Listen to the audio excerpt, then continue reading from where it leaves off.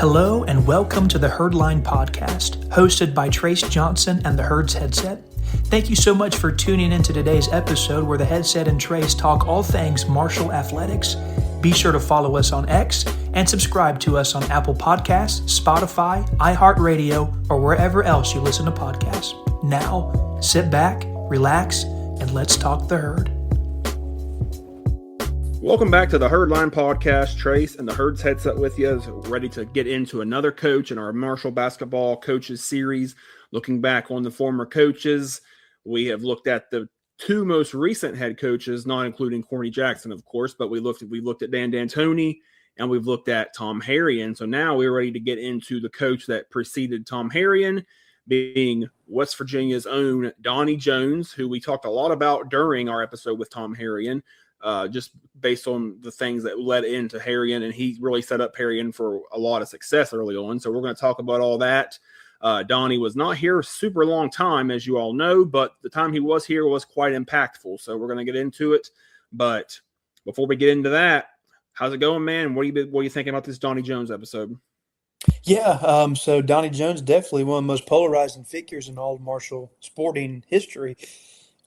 He definitely has got a lot of people that have a lot of strong opinions about him, and most of them here are bad. And I know that it's been a long, long time since his departure and different things, but still, I know that a lot of folks have a bad taste in their mouth as to how he departed and different things like that. And so it should be a pretty interesting episode. So we'll see where this goes. So we'll see how things go, but.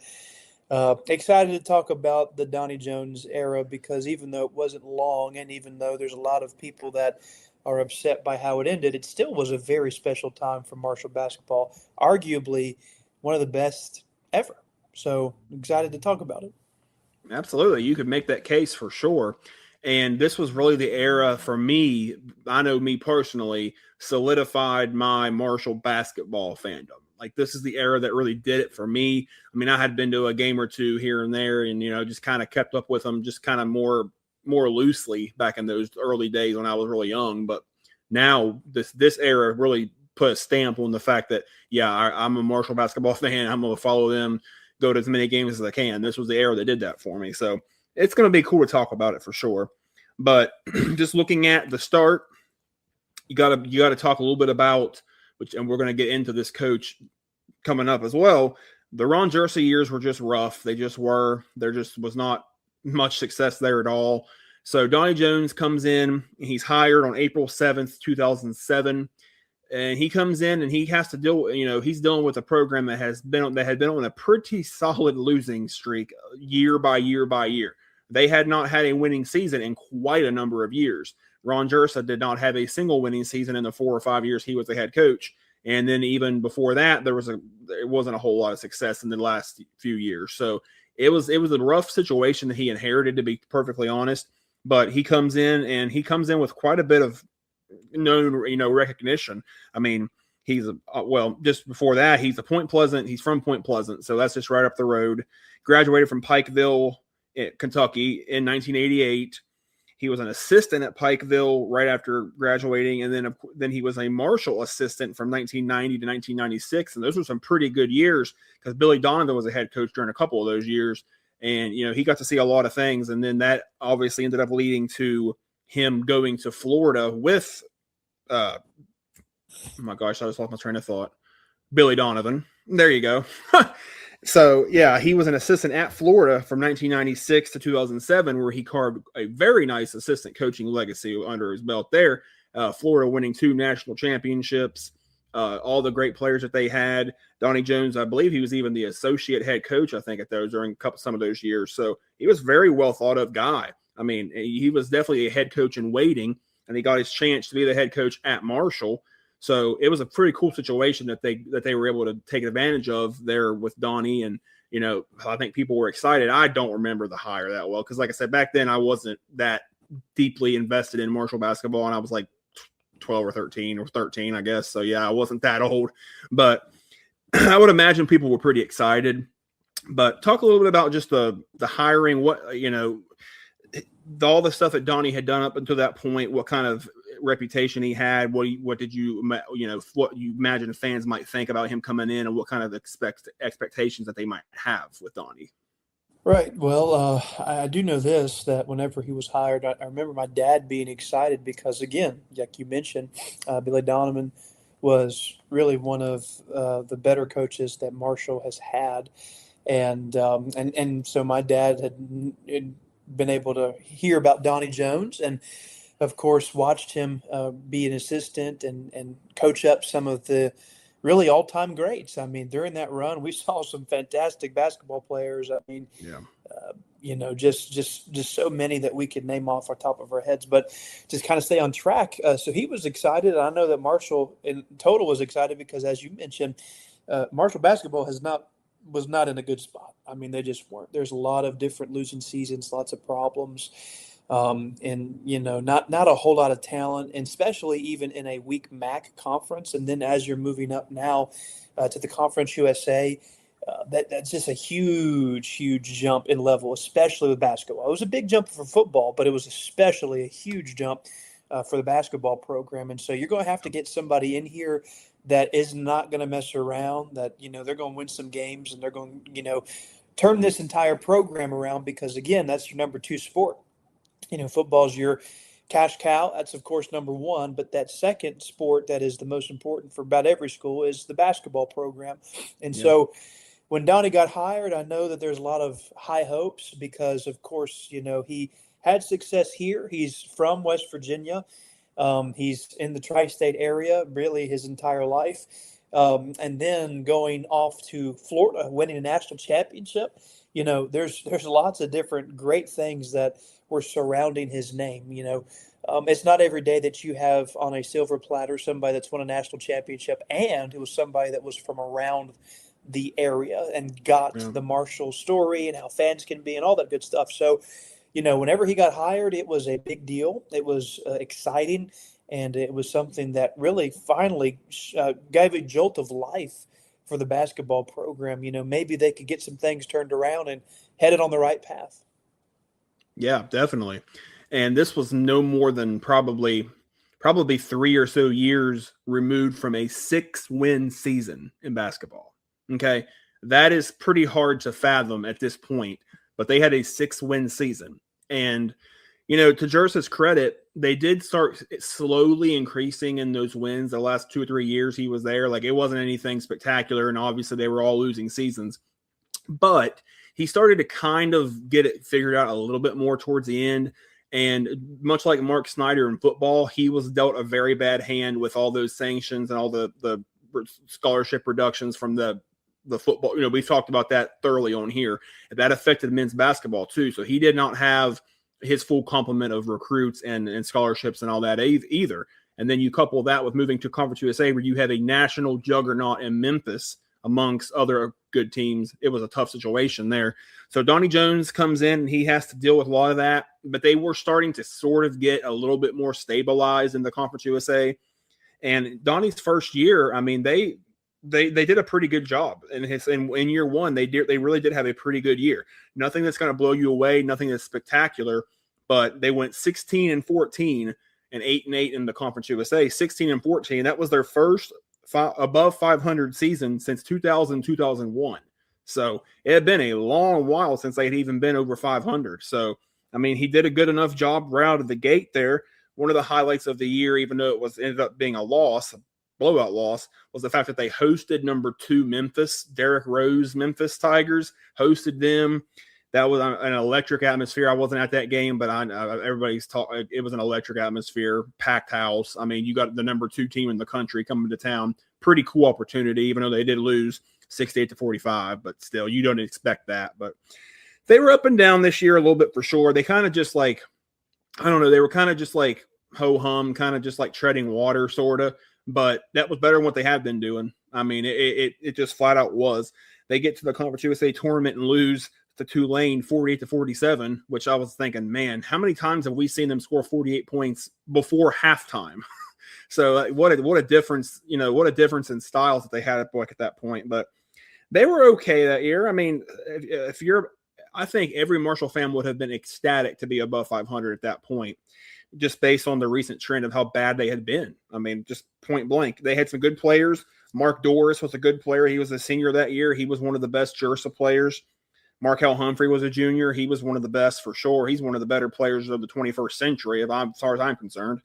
Terrell Baines was a freshman that year. He had a really nice career. Tyler Wilkinson was a sophomore. So they had some talent. Most of them were young.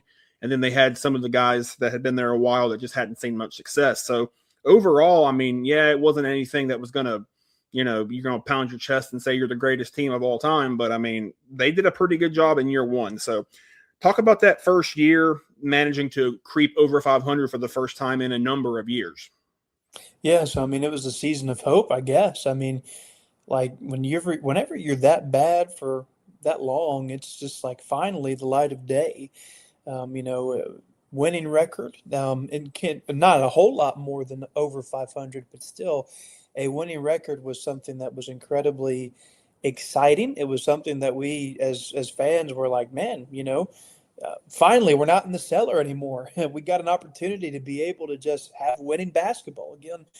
And Marshall fans love basketball. This is just it's something about the winter time where there's not really anything going on, nothing really to do, and people just jam the Cam Henderson Center and they're loud. It's a really fun atmosphere. So, you talked about Memphis coming to town with D Rose. I mean, I can remember that time. That was an incredible time, one of the most exciting and exhilarating times ever, really, because number 2 in the entire nation. That's never happened, and it's probably never going to happen again. To be honest with you, unless in like a long time from now they end up getting to like the SEC or something. So that was definitely an experience and something that us fans can definitely remember. And so overall, it was a step in the right direction after many bad steps in the wrong direction. So, after year number 1, people were like, yeah, well, this Donnie Jones guy, he's pretty good. I mean, we're kind of excited about what the future of Marshall basketball holds. And I was little at the time, but I will say this story about me. I went to one of the games and they were giving out these little like 8x10 pictures, like little posters. And the player they were giving out, all-time name in all of basketball, Jean-Francois Beaugrebe. Great Fantastic. Name. Fantastic name. And I had that thing on my wall like almost my entire life. He wasn't even good. Like no offense to Gene if he's listening, but he didn't play a whole lot and he didn't do a whole lot of great things. But he was one of my favorite players because of just the awesome name he had. That's how little I was at the time. But yeah, it was definitely a step in the right direction and a great year 1 for Donnie Jones. No doubt about it. And, that is a Mount Rushmore of Marshall athletics names right there. I mean, that name is awesome. Absolutely awesome. But I mean, outside of that, yeah, it was a pretty good first year. I mean, it really was. I think most people would have taken that in stride and taken that happily. So, they started building a little bit of expectation after that season. And then you look at the 2008-2009 season, was a little bit down compared to that, but it still wasn't a bad year, quote unquote. It was just a little bit off of the pace that they were at the year before. They go 15-17 and 7-9 in Conference USA. I remember that season very well. That was the season that really officially solidified my Marshall basketball fandom. A certain moment that we'll talk about here soon that really did it. But that season, they definitely battled injury a lot that year. They were a pretty banged up team that year. A lot of the reliable upperclassmen were injured, banged up, not 100%. And then they did bring in some young guys, some freshmen that are very heralded, decorated Marshall basketball players. Demir Pitts, Shaquille Johnson, Dago Pena. Those are all freshmen that year. So you could see the future was in very good hands moving forward. But this season, a little bit more particular. They were young, they were injured, and they kind of were just a little bit like, I don't know if underwhelming is the right word, but early on they were a little bit underwhelming. They were 9-13 through their first 22 games. So, that's not setting the world on fire by any means. But the win that really, I talked about it, the win that really solidified me as a Marshall basketball fan, and this made national headlines, national news, was a 53-50 win over SMU in which Markel Humphrey hits a 75-foot game-winning shot at the buzzer. I would have loved to have been at that game, but it just didn't work out. It was a week. I think it was like a Wednesday night game, and I just remember seeing that everywhere. That was everywhere that rest of that whole week. It was just awesome. I mean, what are the odds of you seeing that happen for your team? Like, you see it relatively often for other teams and around the country, but man, to see it happen from Marshall, 75-footer at the buzzer, is insane. I mean, insane. So that's what did it for me right there. But after they started 9-13, they did end the season on a nice hot streak. They ended the season winning 6 of their final 9 games, and they really were playing well, because I remember I was at a lot of those home games in that stretch, and they played really well. And even the games that they lost, a lot of them were very close. So they were starting to really play well. But then the trend of Donnie Jones teams losing early in the Conference USA tournament continued with a 60-59 loss to Rice in the conference tournament. So that was disappointing. So they end up 15-17, like I said. Those young freshmen, man, they were coming on like gangbusters. They were going to be the future of the program. Everybody could see that. Another guy that I remember had a huge game against Tulane at home was Chris Lutz. Chris Lutz could shoot, man. Chris Lutz was like lethal from 3. When he was on, he was on. I mean, he was on to a caliber of like a John Elmore and Austin Loop. He was on. And that game against Tulane, he had like 37 points or something. I mean, it was crazy. So that was a pretty good, that, you know, all things considered, that wasn't that bad of a season. Yeah, you would have liked to have seen above 500, but they did deal with a lot of injuries that year, and they had a pretty young team overall. So that you could still see they were trending in the right direction despite the losing record. So talk about that 2008-09 season there a little bit. Yeah, I agree with your sentiment there. Chris Lutz was fantastic, and he's one of these guys that really doesn't get talked about nearly as much. I mean, he should get talked about more. He former Purdue Boilermaker who transferred into Marshall, played 2 seasons with us, and I think he averaged like 12 points a game. So he was pretty great player. Mm-hmm. So again, it's kind of more of the same, almost a repeat, a wash and repeat of the year prior. And you mentioned a moment ago, this is the year whenever the foundation of what would become Marshall basketball was set in place, with all of those guys that would end up really becoming greats, just great players here for Marshall. So, again, an upward trajectory. Overall, there wasn't a whole lot of differences as far as wins and losses were concerned, but the fact that Marshall was able to be in a lot more games than they had been in the past, and that was a step in the right direction. The loss to Rice in the conference tournament there was only lost by 1 point. Yeah. And so I mean that hurts. That stings. Don't like that by any means, but still, definitely heading in the right direction. And this season would inevitably really set up for the swan song of Donnie Jones. That would become really one of the best seasons of all time for Marshall. I mean, just was. It was lots of excitement, lots of attention, media looking with one certain player that we'll talk about in particular. And so it's about to get real good for Marshall basketball under Donnie Jones. No question. And it got really good. You could see, with this team we just talked about, you could see the fact that they weren't seeing it in results yet, but you could see that like the future was very bright.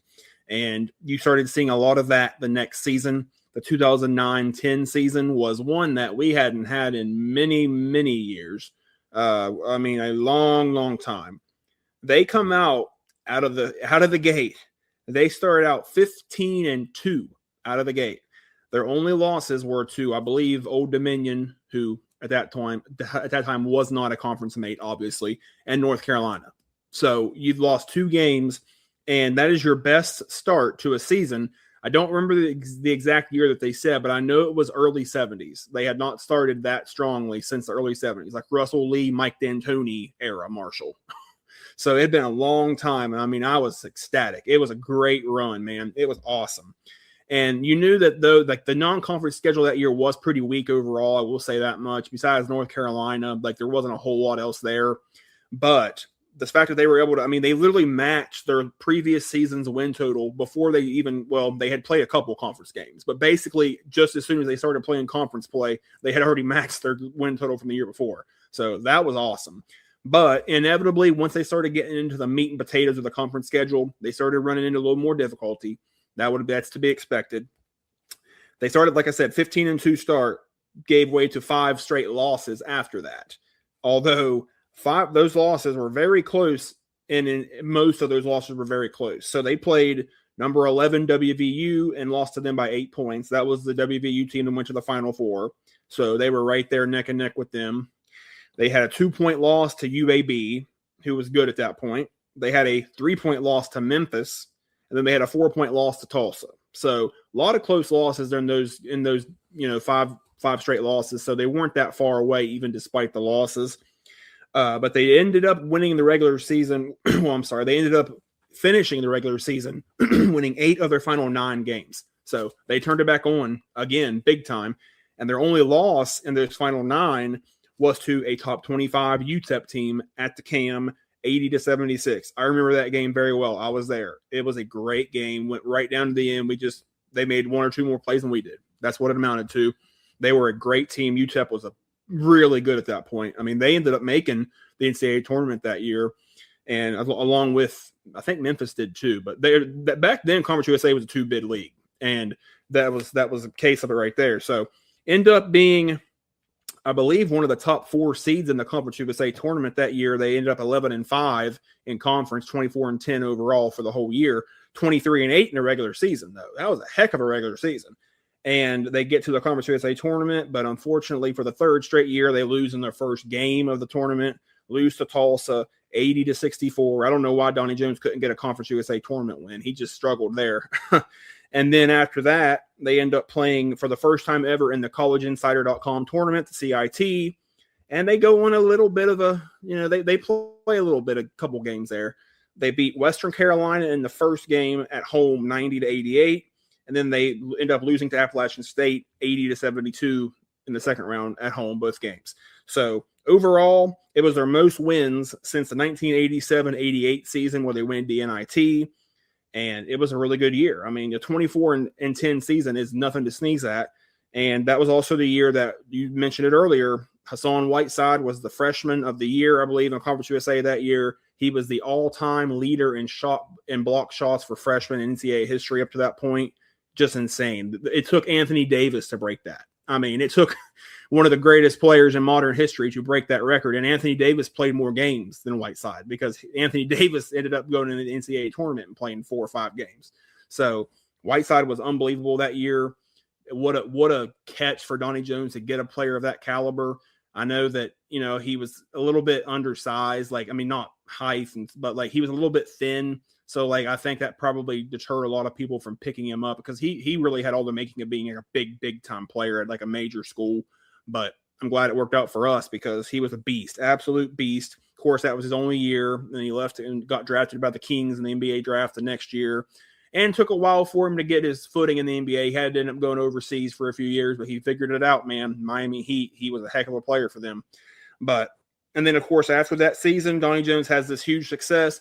He leaves for UCF, and then that just created its whole other situation in its own right. But talk about that 2009-10 season. His third and final season with the Herd was quite a memorable one. Yeah, no doubt. I mean, Hassan Whiteside is really he's up there with Hal Greer, really, in all reality. I know Hal was able to spend more time here, and that's why he's more revered. And the fact, too, Whiteside, he's not really ever looked back. I think that he's tweeted a couple times saying "Go Herd," especially whenever they made the tournament. But still, yet, we don't hear very much from Hassan whatsoever, which is a little bit disheartening, a little strange. But he definitely he's an all-timer, and his professional career speaks for itself as well, as you mentioned. I mean, he was a fantastic player, one of the best centers in all of the NBA, and he had some fantastic performances. I think he played against Ohio and had just a really good game. I mean, he had 9 blocks, 14 points, and maybe like 20 rebounds or something like that. And I can remember this is back in the day where Sports Illustrated still mattered. Like if you were a kid, anybody Yeah. listening under the age of 18 won't understand this, but there was a time where Sports Illustrated was like awesome.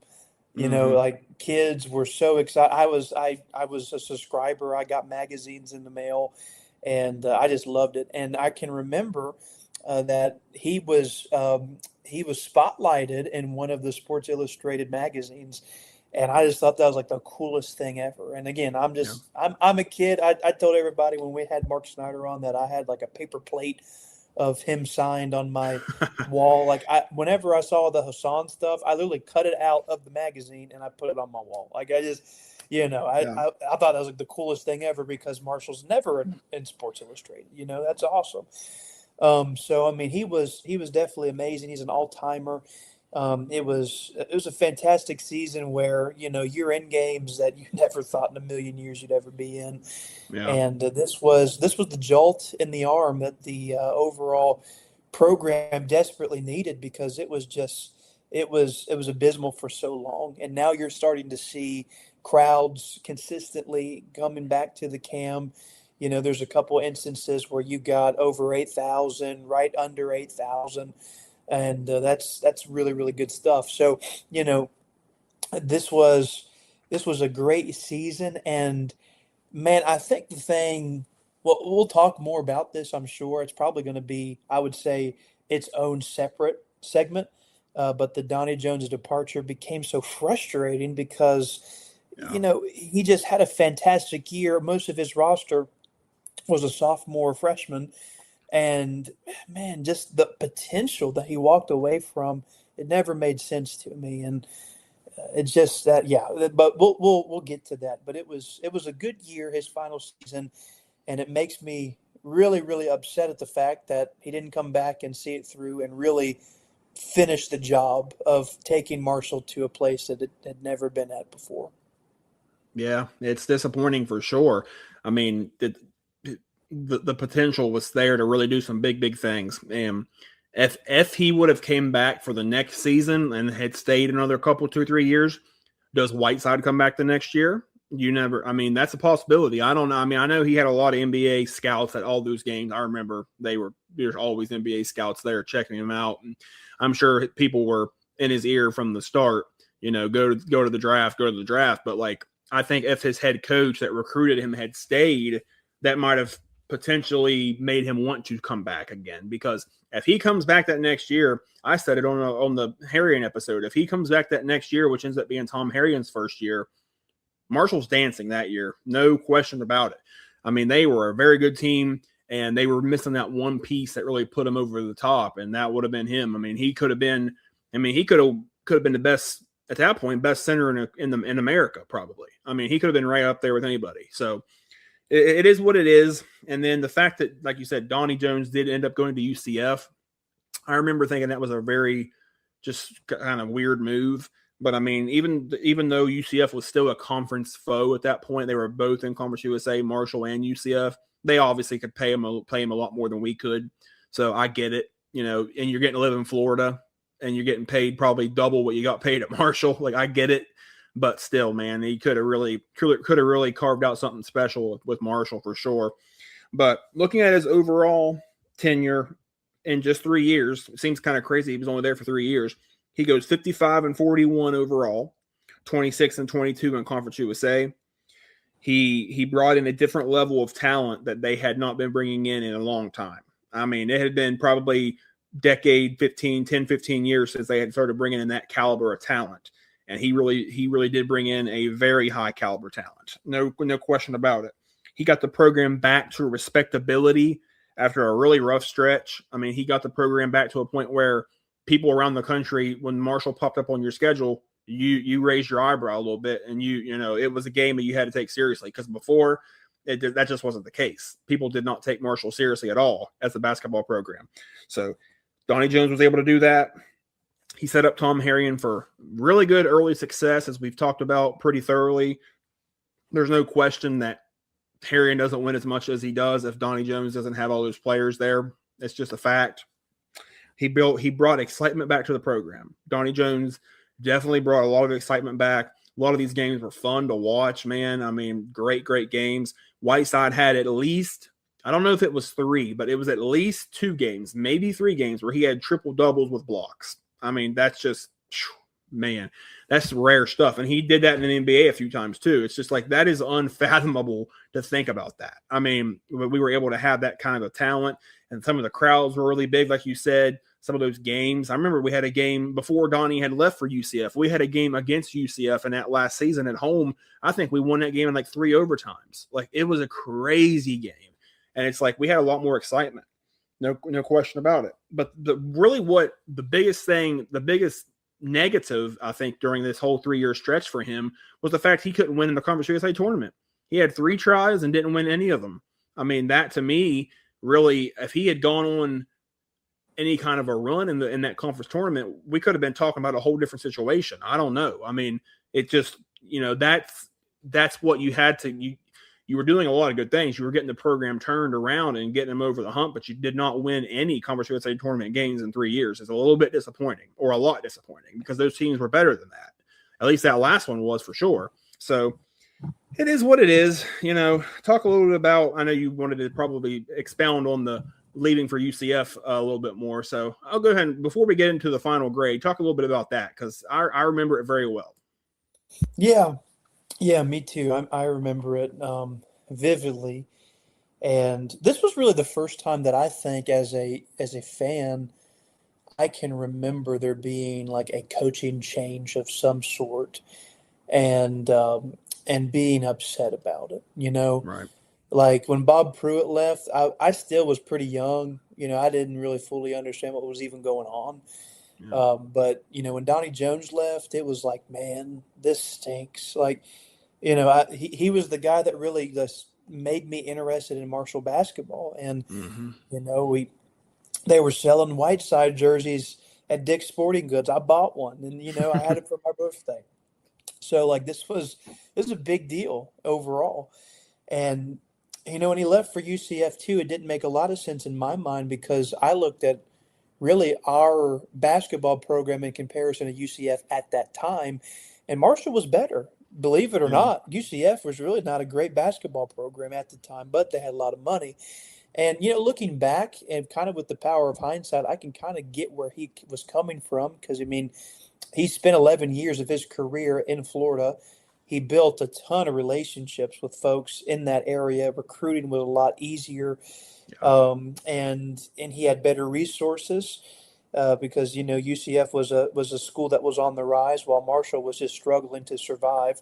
And then I think he also, from what I've heard, really liked the administration at UCF. They were willing to put in money to the athletic department. They were forward thinking, and they desired to be able to give him everything that he needed to be able to succeed. That being said, it still hurt, because he's one of us, apparently. He's from Point Pleasant. He coached at Marshall. This is one of the places that gave him a shot and an opportunity, and to turn around and leave it for somebody who is literally in the conference, like in our division, who was honestly one of our rivals at the time. Like, Marshall and UCF were rivals back in the day. A lot of people don't really know that. A lot of the younger fans don't really know that, but it was a rivalry. Really, really was.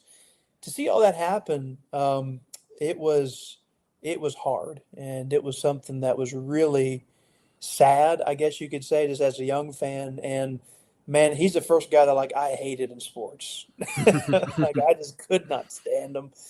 And so that was definitely something that hurt. It's going to be something that I don't think I'll ever fully get over, because again, that's like your first ever heartbreak in Marshall history for me at that age. And so just really disappointed that he didn't stay. I really wish he would have, because there's no telling if he would have gave it 2 more years, even if Hassan left, that team was still good enough to go to the March Madness tournament. They were still good enough to maybe even compete and win a Conference USA tournament. You just never know. So, I just really wish that he would have handled that situation a lot differently.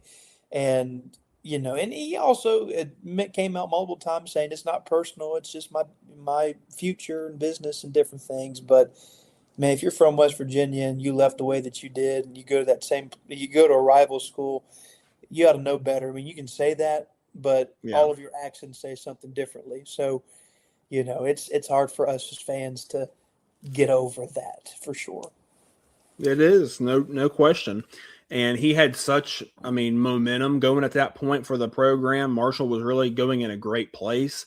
And, I think that if he had stayed a few more years or even 1 or 2 more years, they're going places for sure. And I think he was a better recruiter, obviously, than Tom Harrion was.